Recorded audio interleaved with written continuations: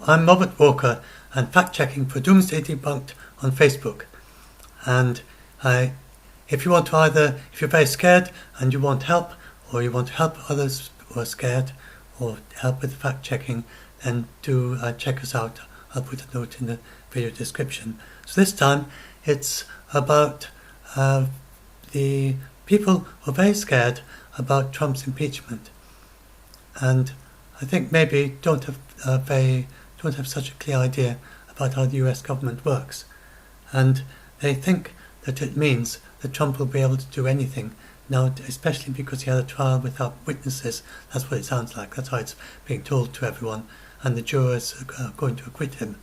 So I want to explain that it's not a trial in the sense of justice, and the senators, they're not jurors. And it's a completely different kind of event from what it seems to be, and even kind of the words that journalists use don't really clearly explain what an impeachment is. So, and I'm going to talk about the Republican view on this, because most of you, especially here in the UK, and I think in the US, just about everyone understands what the Democrats are thinking. So before I go any further, and I'm bound to get people saying, "Oh, you're being too kind to the Republicans, and they're absolutely awful people," and things like that. And I just like to say, first of all, I respect politicians of both sides. So I think that your average politician is there to represent his people and to be the voice of the people who voted him in, and to work for his country.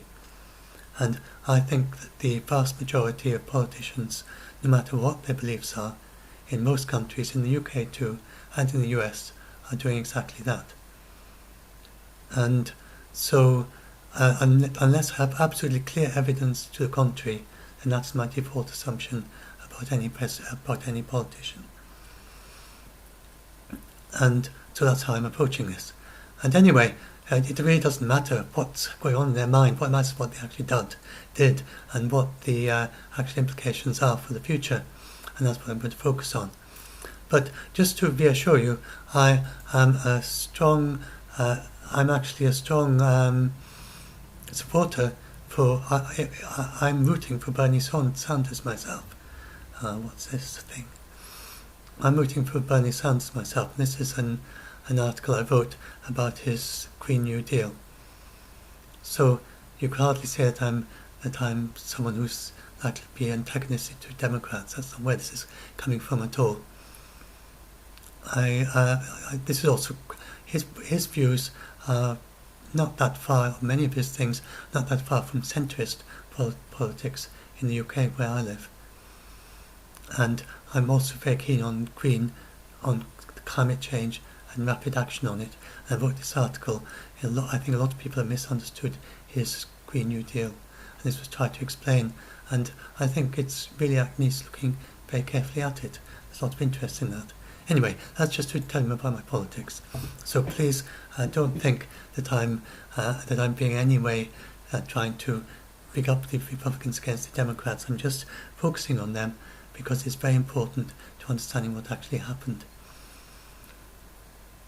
So we have legislative, which is where the impeachment has happened, and then we have the executive, which is the president, then we have the judicial. And the legislative, they make the laws. So just excuse this quick primer. Probably many of you already know this. Legislative, they make the laws.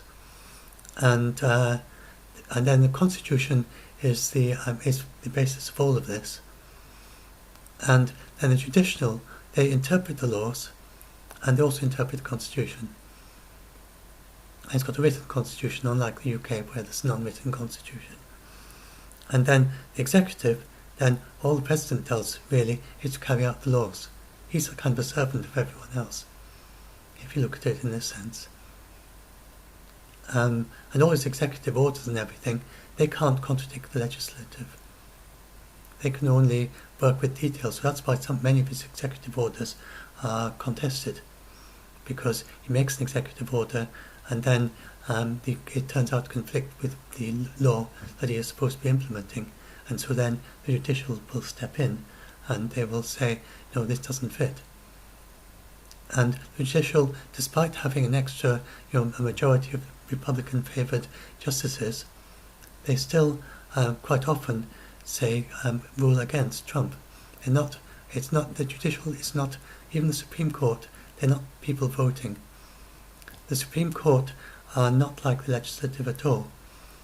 They are judges, and with a history of being a judge, they try to be as impartial as they possibly can, just as they are here in the UK, where there's no political element to the Supreme Court at all.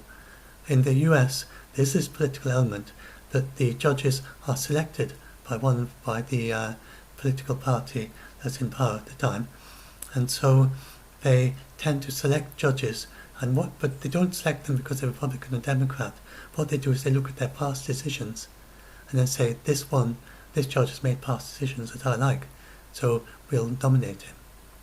But the justices do change their views, and sometimes right-leaning justices become left-leaning ones, and vice versa in terms of the way that these parties assess them, of whether the justices are preferring the things that they like or they don't like. They're not actually thinking, I'm left or right. They're thinking, how, with my legal hat on and thinking as carefully as possible about the laws, then what does this law mean? And that's what the justices are doing. But some of them are starting to decide one way and sometimes the other way. They may be influenced by political beliefs, but they're trying not to be.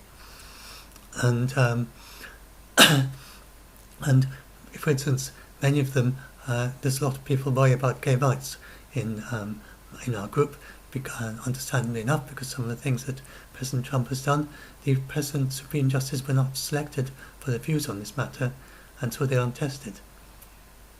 So that's how it works.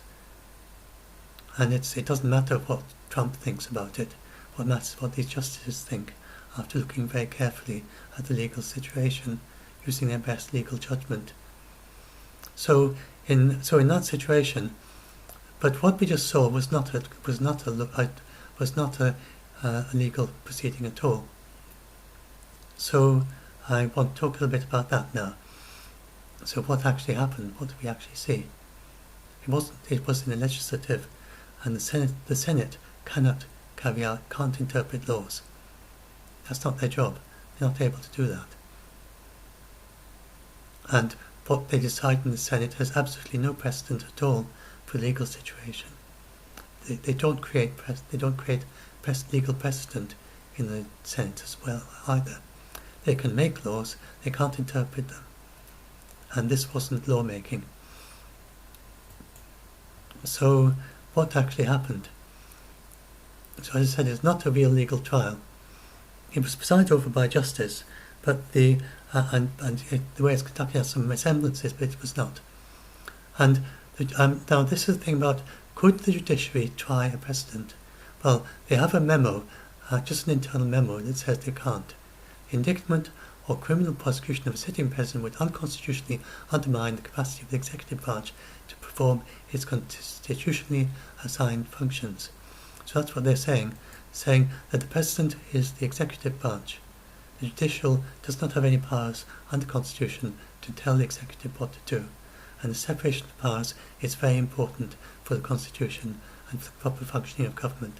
So for that reason, the judiciary do not want to interfere with the workings of the other two. So they won't make a legal decision about whether the president has done the right thing or whether the Senate and whether Congress has passed the correct laws. They just interpret the laws. And then the executive carries out the laws. But they will, they will deal with whether the executive decisions are against legal decisions, but they won't carry out a criminal case against the president. But that's just an internal memo, and so apparently we do actually have a precedent. And Ulysses S. Grant, so Facebook friend was telling me this, and so a rather fun thing to add to it. So there is actually a legal precedent, sort of, well, not really. He was Ulysses Grant was very keen on racing he liked speeding carriages, and he liked horses, with spirited horses, and sometimes he would let them race down the street with his carriage.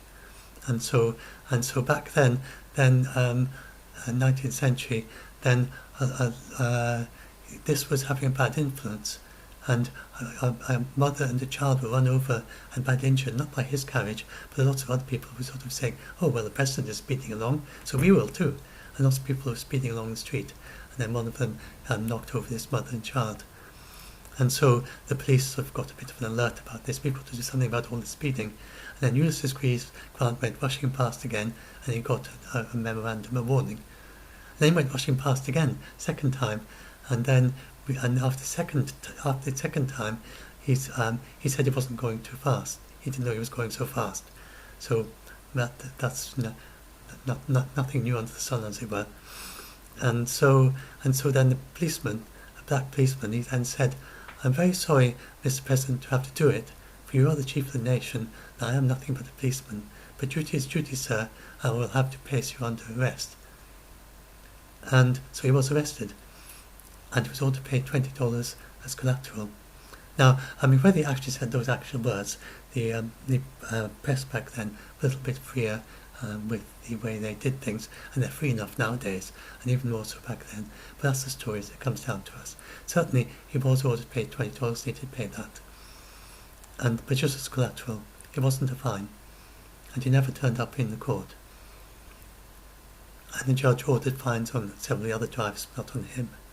So, I mean, it's not that much of a precedent, but it is something, you know. I mean, it sort of shows that there's some possible role there. But anyway, coming back to present day, if you look at what experts say today, then the possibility of the president being indicted is not totally categorically foreclosed. And this is a legal analysis of the situation. And they gave an example of a situation where you can imagine it could happen if the president was involved in a complex financial swindle with lots of details to it, with money laundering, bank fraud, tax evasion, etc. Suppose Trump was involved in all that. And then this was the reason for wanting to do something about him. Then, in that case, it is possible that instead of calling for an impeachment, that they might call for a criminal investigation. And that way Congress would still call for it. But in that possibility, where if something was best being tried in the federal courts, then it is possible that the judiciary might consent to actually try it. But having actually now done as they've done and started the impeachment process, then it's not at all plausible that the judiciary would now step in and overturn, because that would be such a huge violation because that is the Senate now in the legislative, and the judiciary coming on that is a bit like the judiciary coming on the president in his normal duties, or coming in on Congress and saying, no, you shouldn't have made that law. They can't do that. And so it's not at all likely they're going to decide that they could decide. You couldn't really appeal an impeachment. That's not very likely. I mean, I suppose technically you could give it a go, but it's not at all likely that the judiciary would go along with that. So, but there's one thing that they could do. It's a very strange situation, but they could do. It's only happened 15 times. And so this is to do with the oath that the president's, where did I've got the oath? So the senators take an oath. And here they say, I solemnly swear or affirm that in all things appertaining to the trial of the impeachment of now pending, of whoever it is, Trump in this place, Donald Trump, I will do impartial justice according to the Constitution and law, so help me God. So this do impartial justice. So then people are saying, did they do impartial justice by refusing to have witnesses? So could the judiciary get involved there? Well, the situation is that for a senator, then the first step would be for the Senate itself, in a supermajority of 66 people, to decide that the senator has to be removed because he's done something untoward of a senator. It's only happened 15 times, and for really quite outrageous things that some of the senators did, like sort of going into the Senate and kind of push things through for their own personal financial benefit. And so yeah, there's but so this is one of these prominent critics of Trump saying that voting against hearing witnesses was, he says, incompatible with the oath of impartiality. But this is a matter of opinion, and the Senate could not penalise or expel a member because of how that member votes. And nor could a court interfere on the ground that the senator was not being truly impartial or to recuse himself. And so there's no way to do it. The only way it could do it is by a supermajority vote in the Senate. And it's not very likely that with the Republicans having a supermajority, that the Republicans one by one vote all the other Republicans out. I mean, it's not going to happen. So, and then after that, if there was some kind of contesting of the supermajority, then the judiciary might then get involved. So that's just how it works. And this is all as it is according to this constitution. There's nothing unconstitutional has happened. The legislative is being the legislative. These people are voting. They have free vote as a senator. They don't have to explain themselves. They're not voting according. It's more like a campaign speech or something. The people who talk to them, although it looks like a trial, and though they have justices, they have a lawyer presenting the Trump's case. He is not really conducting a legal case. And all he is doing is trying to persuade the senators to vote one way or another as to whether to remove the president. And it's a free vote, and they can just vote as they please. They don't need to explain to anyone, although of course they did, to give explanations. And it's really not that different from in the UK. Then we have a vote of no confidence in the Prime Minister. And before the last election, then President, then our Prime Minister now, Boris Johnson, then there was a vote of no confidence, and that is what led to the general election, which of course which he lost. There in the UK, it's a bit different from and there was nobody had to give any reason, and there's no need to there were people of course talking and everything and arguing one way or another, but people were just voting, and that's just a simple majority meant that he had to dissolve government in Parliament. But it's different in the US, because it doesn't just mean you have to dissolve and start a new election. That's regularly every 4 years. It means that the president has to go, and he can never sit as a president again. So that is a very different situation. But the process is rather similar, that they're basically just voting. It's not a trial.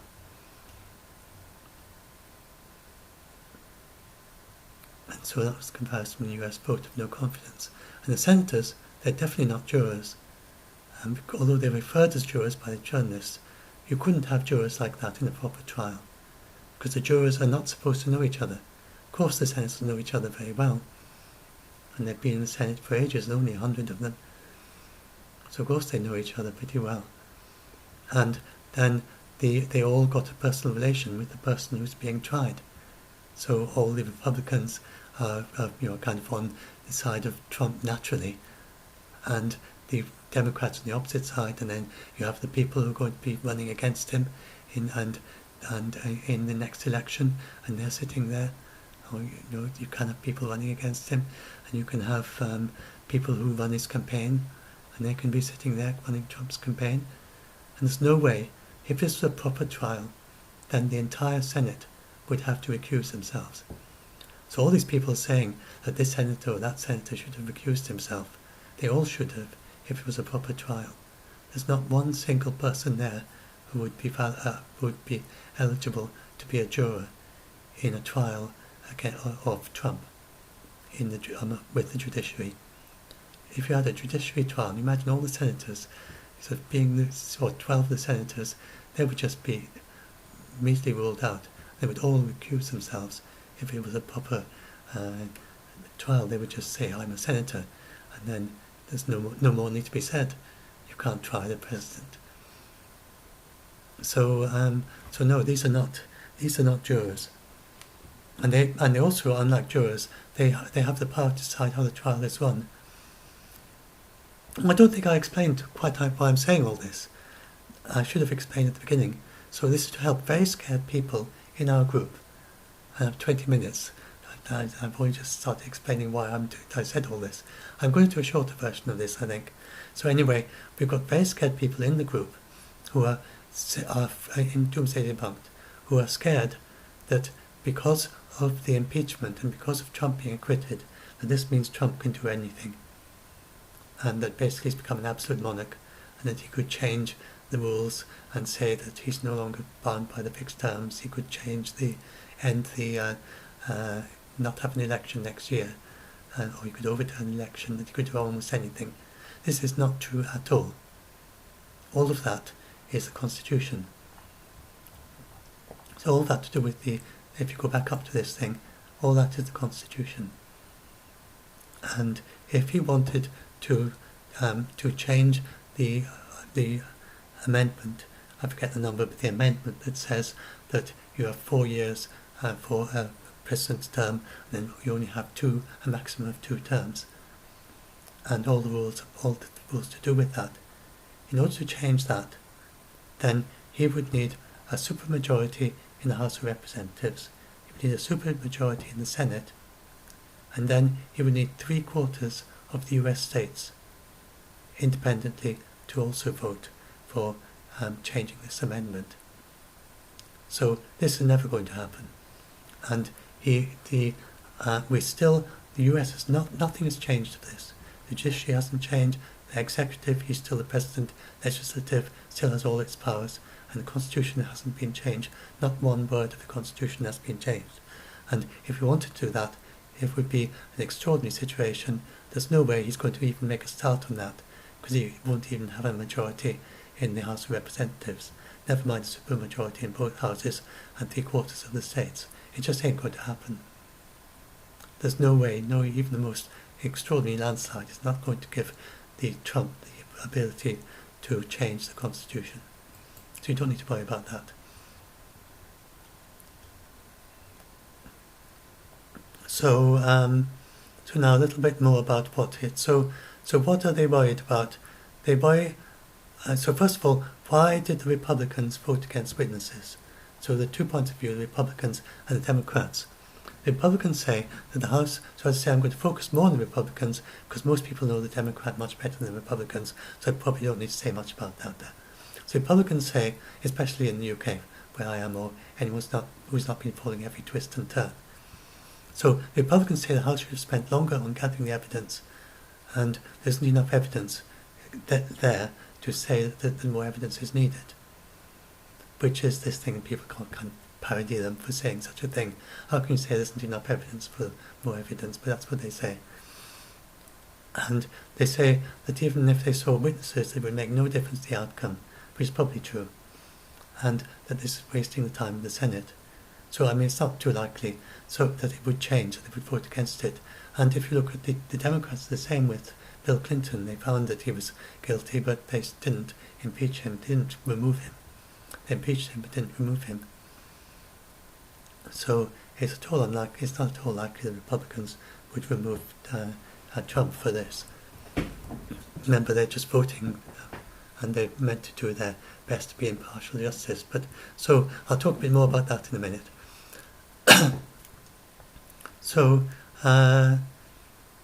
But the Democrats just said it was only their job to gather enough evidence to show the trial is needed, and this is for the Senate to get the key witnesses to testify, and that their oath of impartiality should be a requirement to get witnesses.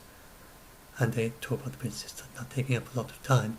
The Republicans, in return, say that if they called John Bolton, it would open a floodgate to lots of new witnesses, and this would be carrying on for months. So, I mean, whether that's true or not, and that's their reason. And they say, we're just coming up to election campaign, and the people can vote Trump out, which is a little bit of a funny thing to say, because it's sort of almost tempting the public to take them up on that and vote Trump out because they haven't done it themselves. But that was their argument as well. So that's what they say. And remember, none of this is about a trial. If it was a trial, then be no question. You wouldn't even be a question as to whether you have witnesses. But this isn't. And what they're looking at is whether they need to get the witnesses in order to decide whether to remove Trump, not in order to decide whether he was guilty of what he did. They're not deciding guilt or innocence. And impeachment is only about whether to remove Trump from office. Once he has ceased being president, then other people can take out criminal action against him. They can't do that while he's president. But it's not about that. It's not about whether he's done anything wrong. It's about whether he should be removed as a president. That's the only thing that impeachment is about. And so the Republicans are saying they've heard enough. And interestingly, there was such strong evidence that Trump had done some wrongdoing that the Republicans are no longer contesting that. They don't actually go out so far as to say that he did something wrong, and not in the kind of in the Senate proceedings, not that I've heard of, but they don't contest that he did something wrong, and something quite seriously wrong. And so at the end, I've got a little bit about that. I've got a bit about how I see it. So there have been talks of an additional motion to censure Trump, and Democratic Senator Joe Manchin, who is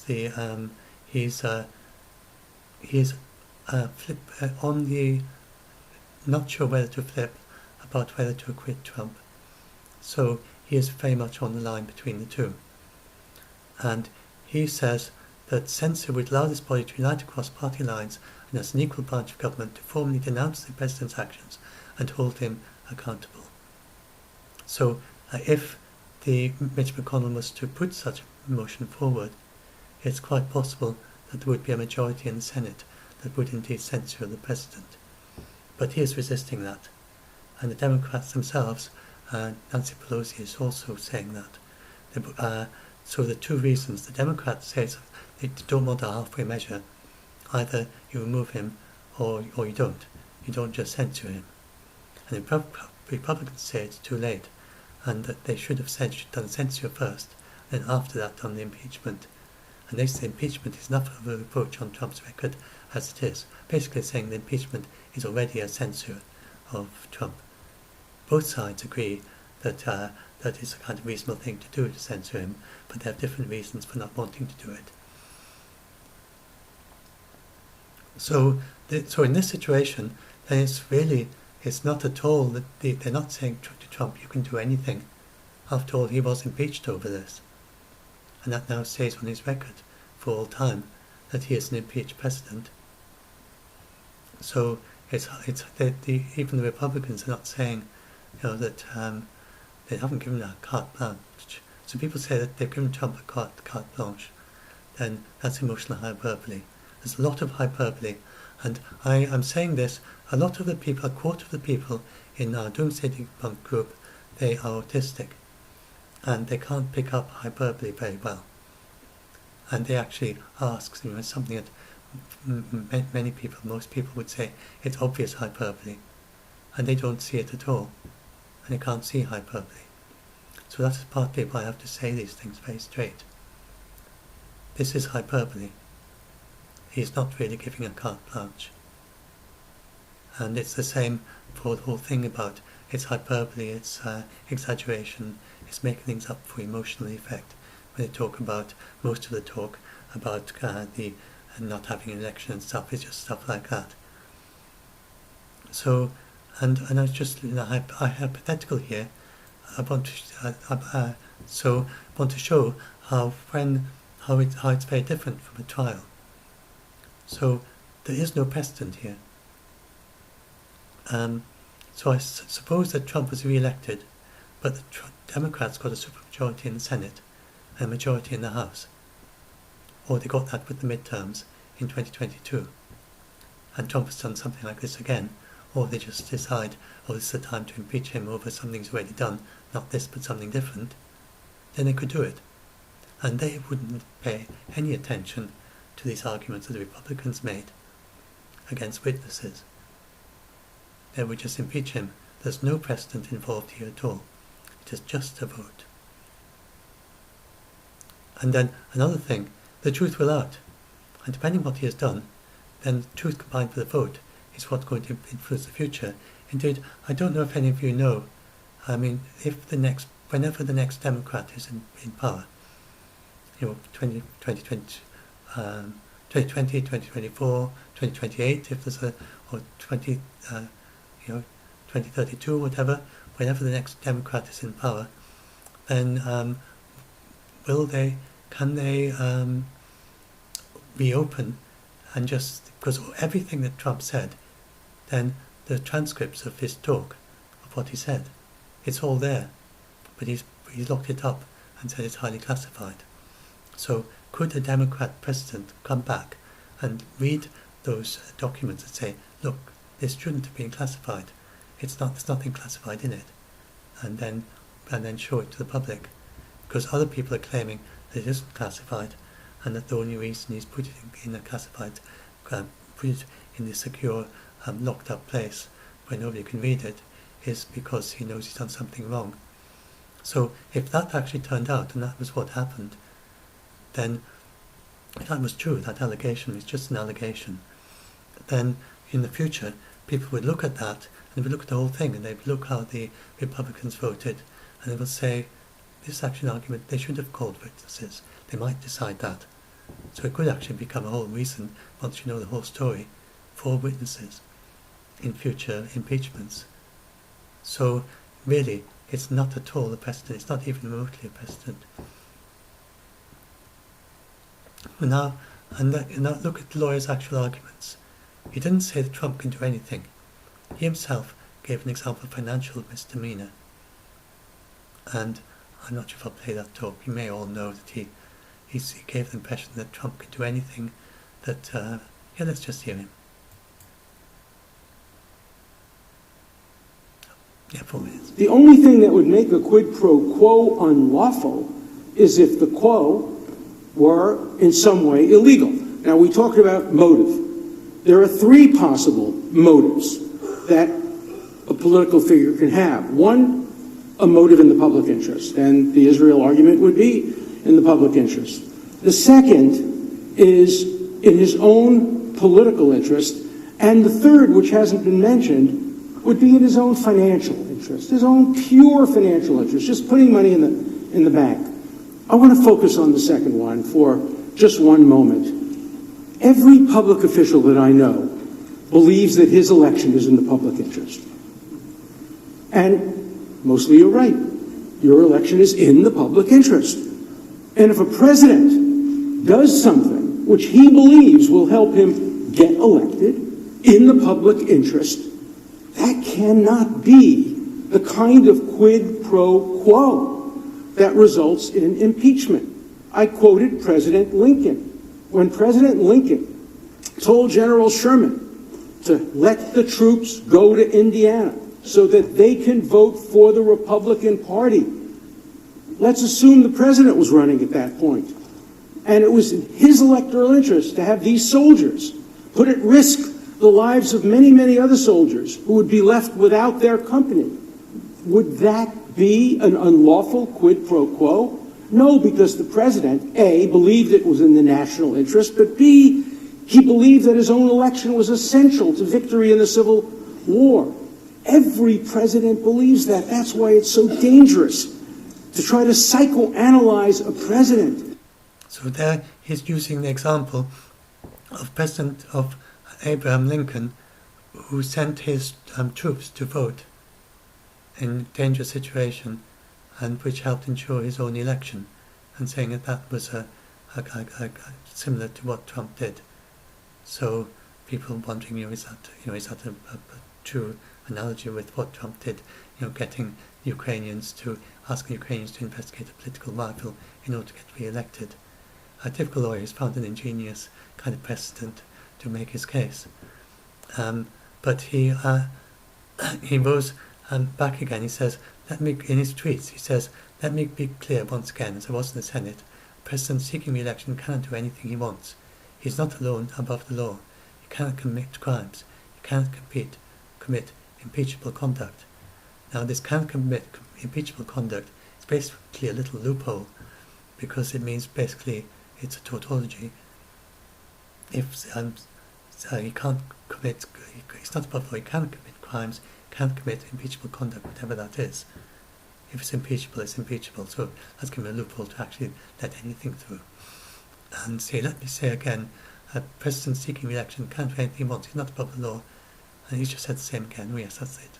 But a lawful act, holding up funds, sending troops to vote, and breaking a promise about that's just his basically did a typo, does not become unlawful, impeachable if done with the mixed motive of both promoting the public interest and helping his re-election.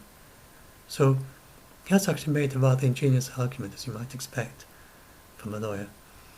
And but the most important thing here is that with this analogy with Lincoln, which has not actually been mentioned much in the press, but yeah, I hadn't noticed that, so I now know what that means.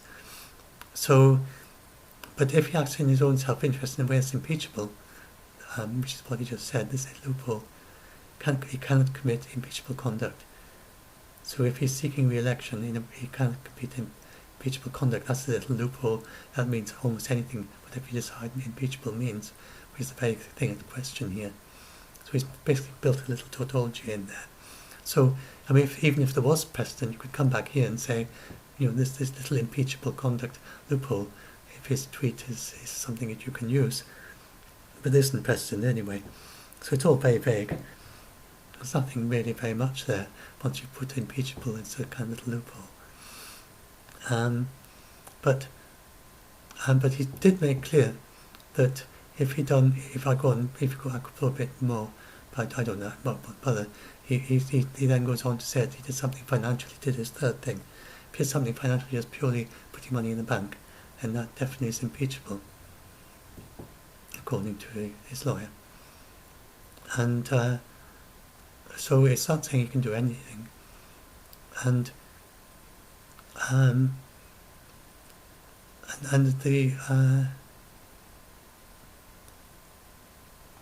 Rubio also, he gave something interesting as well. He said that removal is not punishment for a crime, and that's for the justice to do. That's not for the Senate to do. Noise removal is supposed to be a way to hold presidents accountable. That's what the elections do. He said the sole power of the extraordinary power to remove the one person entrusted with all the powers of the entire branch of government is to provide the last resort remedy to protect the country. That's why Hampton wrote that in these trials, decisions should be pursuing the public good. And again, you say I'm presenting the Republican case here, and as I say, because that's very important to understanding what actually happened. And so he's a prominent Republican who said that. And that's to say, 6 weeks ago I announced that to me, the question should not be whether the actions were wrong, but ultimately whether what he did was removable. Determining which outcome is in the best interest requires a political judgment, but it takes account both the severity of the wrongdoing alleged, but also the impact removal would have on the nation. So he is not a person who's been mischaracterized in the press. He didn't say that anything the president does that's good. He didn't say that anything the president does that is in his own interest is okay. He said that it would be not whether the president's acts were wrong, but whether it was removable. And then he goes on to have a hypothetical if the things that were said about him were true, and he felt that he didn't need to be convinced about whether it's true or not.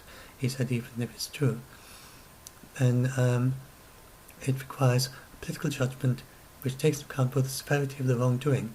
So this means that if he'd done something more severe, then that would have raised the bar. And that would have raised him above the bar.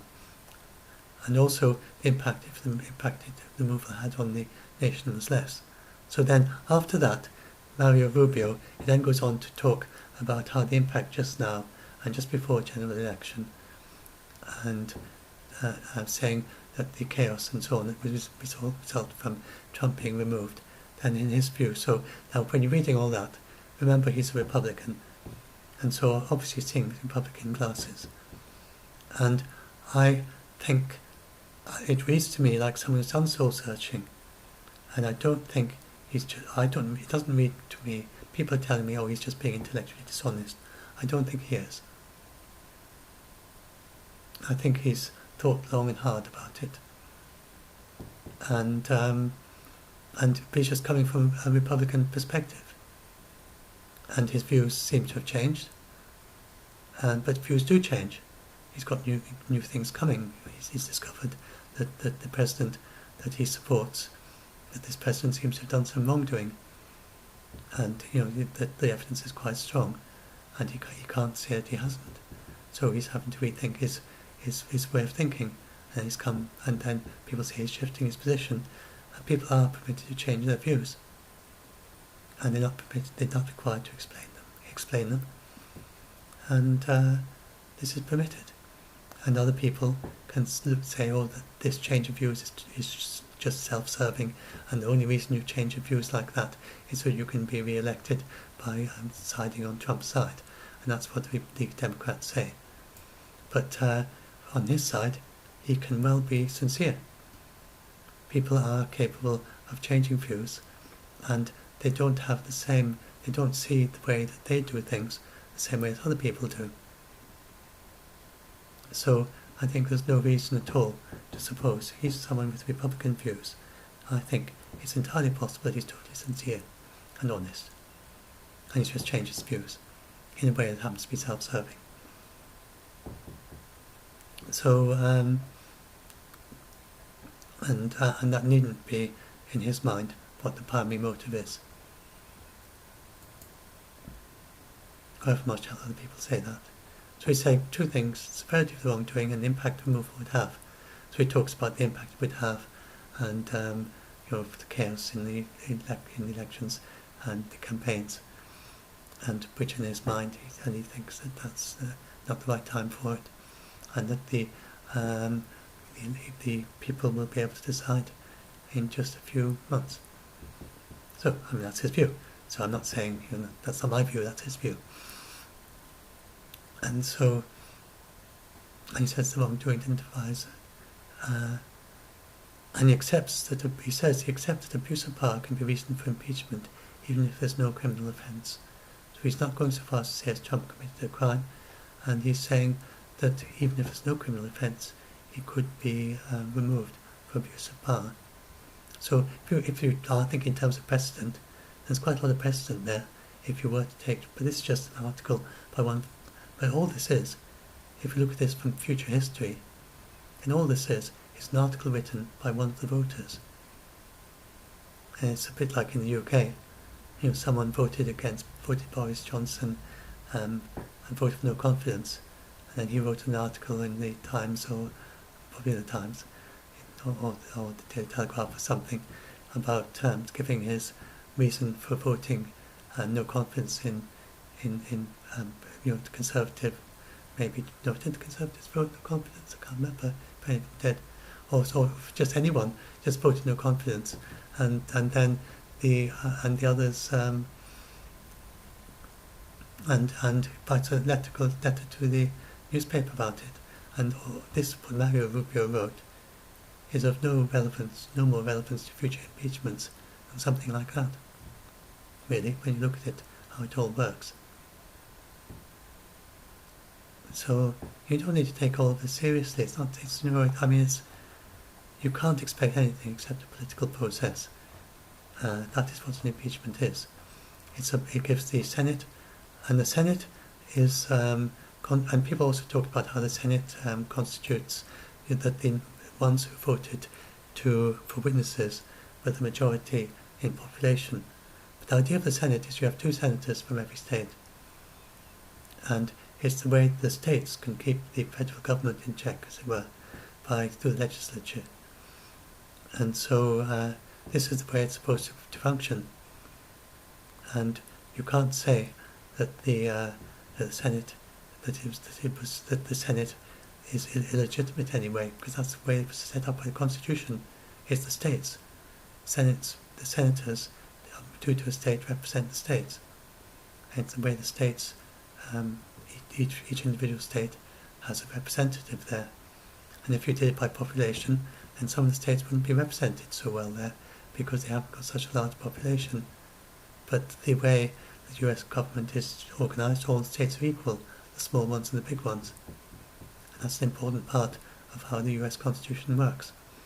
So short of totally tearing up the US Constitution, then the way it is entirely proper.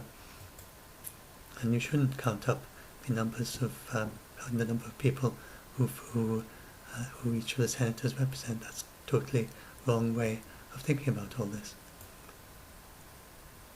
And so another thing I have my own belief about government. Then I think that democracy, such we have in the UK and you have in the US, I think Churchill said something like it's the worst form of government except of all the other ones that people have devised over the years. So you don't expect governments to be perfect. And this is one of the worst, it's the worst form of government except all the other ones. And that's how you think about governments. But it's the way we do it. And you can't find a better one. So we in the UK have the same feeling that, well, that's Churchill talking about the UK government, that ours is the worst, but it's also all the others, apart from all the others. I think that's a good way to look at governments. So I think once you've got the government in place, and it's functioning as it does, and whatever it does is the will of the people. So all of this, all the mess, all the funny things going on, all the shenanigans, that is the will of the people, according to democracy, as understood according to the US Constitution. And you have a very, very, very strong constitution in the US. It's been tested to the limits with Trump, and it's stood the test. You're not going to have anything happen like happened in Russia, and what happened in other countries with a somewhat weaker constitution. You've got a very strong constitution. It's stood the test of time. It'll probably still be here 1,000 years from now, 10,000 from here, 100,000 years from now. It may even, if the United States is still here, it might be. Asimov. I'm very keen about Asimov, and he has this science fiction story where a future colony, when the US Constitution has been completely forgotten, and a future colony discovers the US Constitution, and that helps them revive their entire political system. And I'm not sure if it goes quite as far as that, but it's a pretty good constitution. I think you can be proud of it.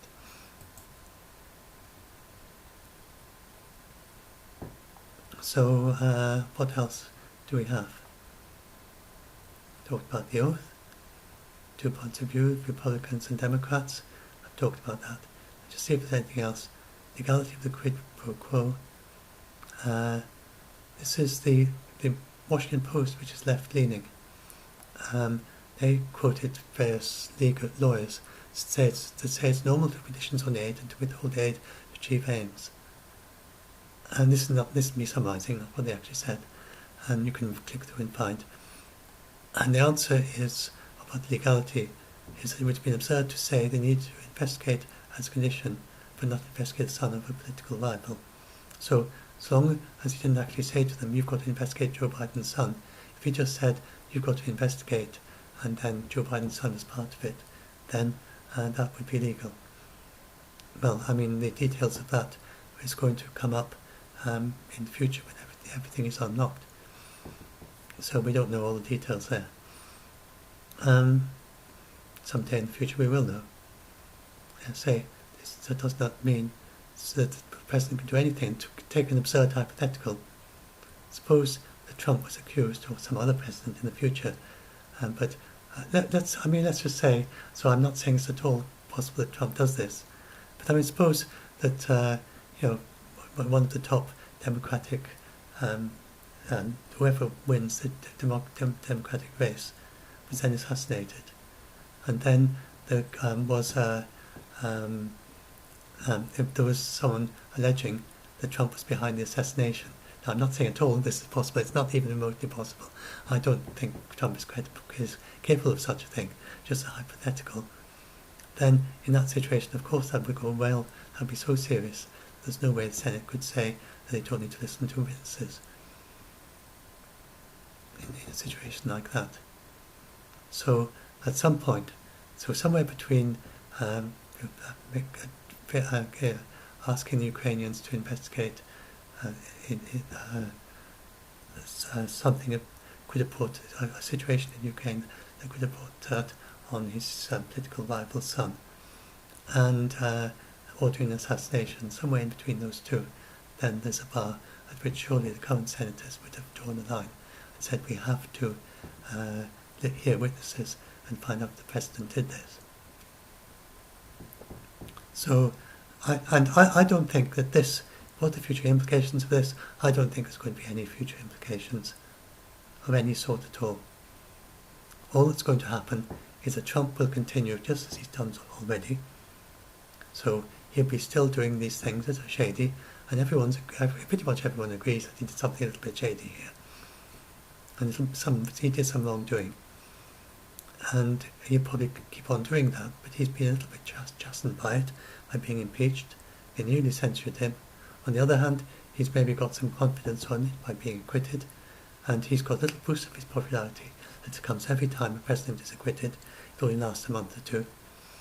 And then he'll just continue as before, and I don't think it's just a ripple in the water. I don't think this impeachment is going to make any difference at all to the next election or what he does between now and then. I think it's just the same as it would be if he hadn't been impeached. It doesn't make him unimpeachable. A president can be impeached a second time, and this is one the Washington Post came into.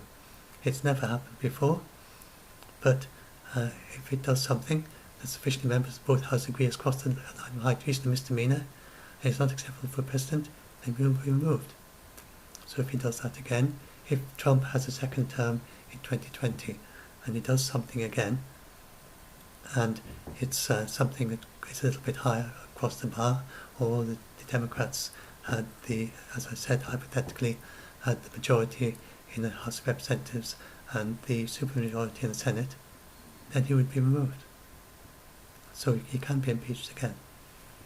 So I think these are the main things.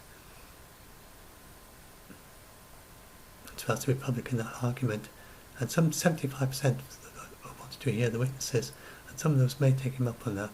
He has had a huge boost of popularity, up to 49% when I heard in the Gallup poll, but that'll probably just pop down again to the ordinary levels in a few months. So, conclusion, really basically I don't think much has happened. Even the remote chance, and I talked about how removing this fixed term limit, even in the remote chance he gets a landslide with 2/3 majority in both houses, and he gets 3/4 of the states all Republican. I mean, that would be very extraordinary. He still couldn't change the Constitution to remove the limits on the number of terms or anything like that, because maybe some Republicans would like him to do that, but then they would bear in mind that he's going to die at some point. He's not like a president for life for decades and decades. He might die at any time. He's an oldish man, and that the Democrats might then get a very young president like Obama, who would then be president for 50 years.